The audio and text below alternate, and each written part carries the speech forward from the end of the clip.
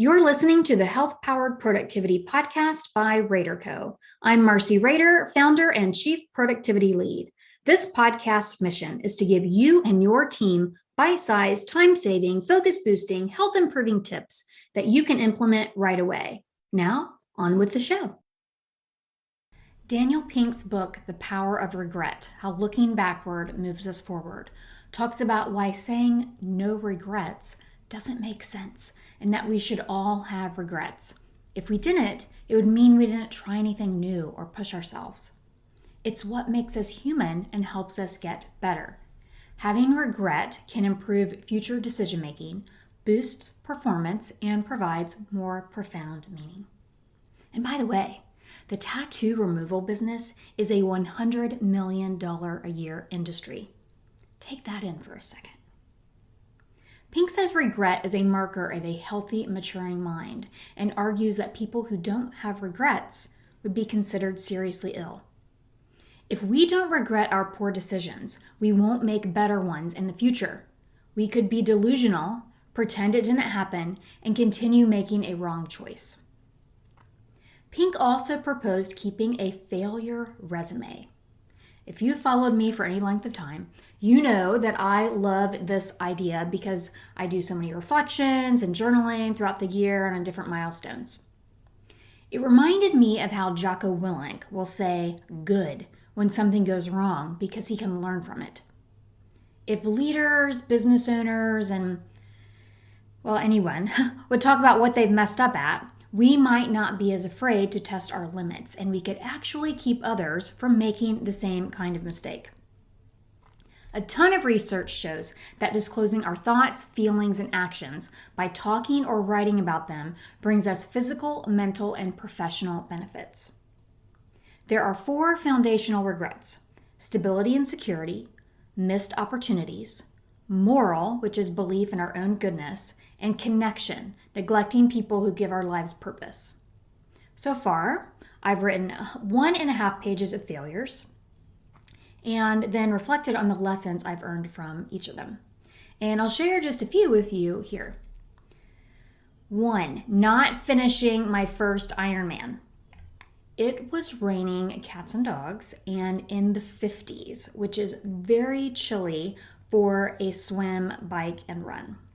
It was an epically miserable day where I got hypothermia so bad, I ended up paradoxical undressing and was pulled out. I was told I could go to the warming room or home, but I couldn't continue. Paradoxical undressing.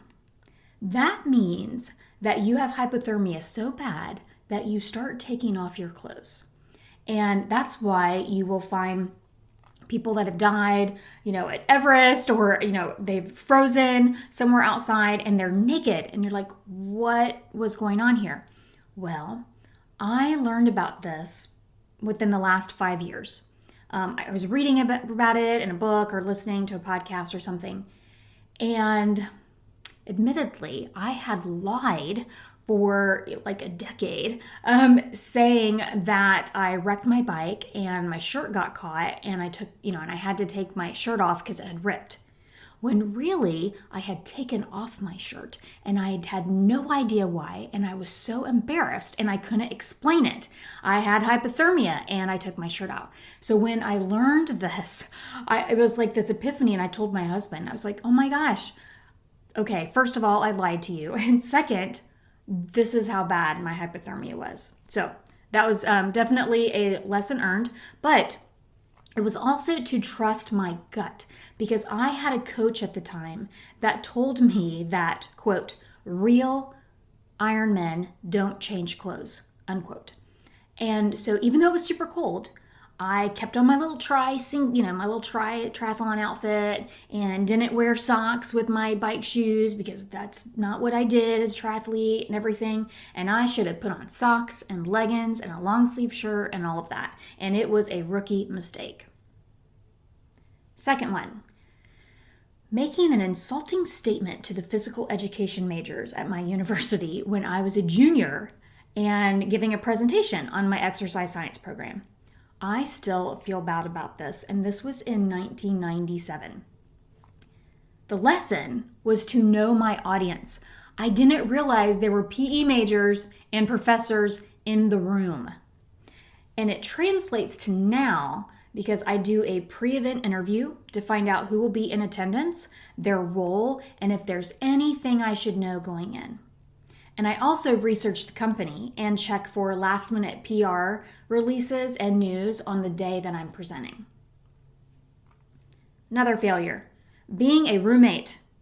In my first year of college, I roomed with my very best friend, which was a huge mistake. I thought as an extrovert, I would love dorm life.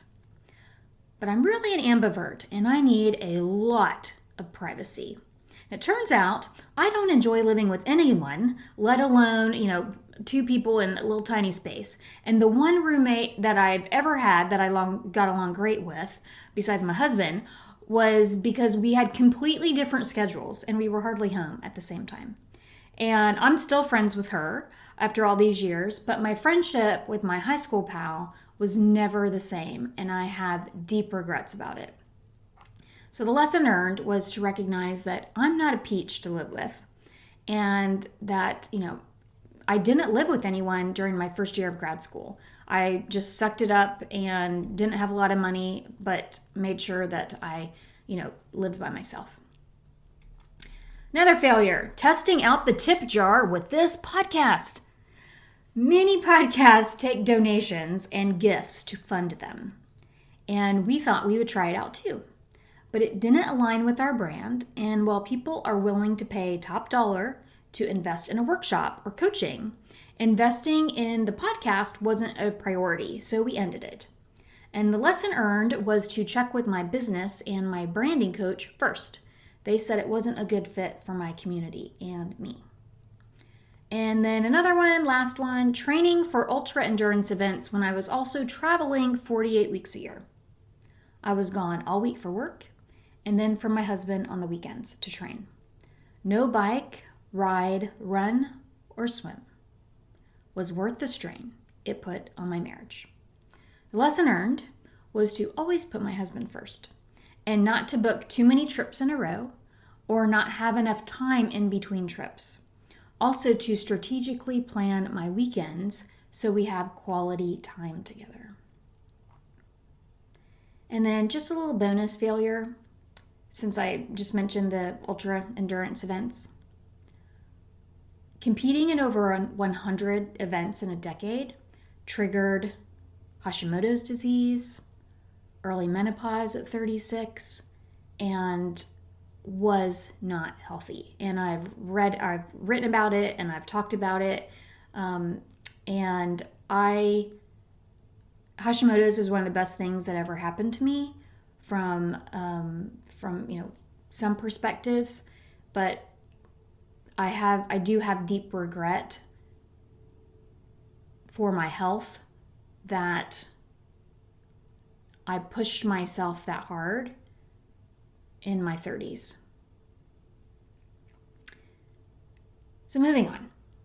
Every month, quarter, and year, I reflect back on lessons earned. I started doing this several years ago with my friend Lily Farrick and my brother Todd Rader. And I believe Lily is the one that came up with lessons earned, and I've used it ever since.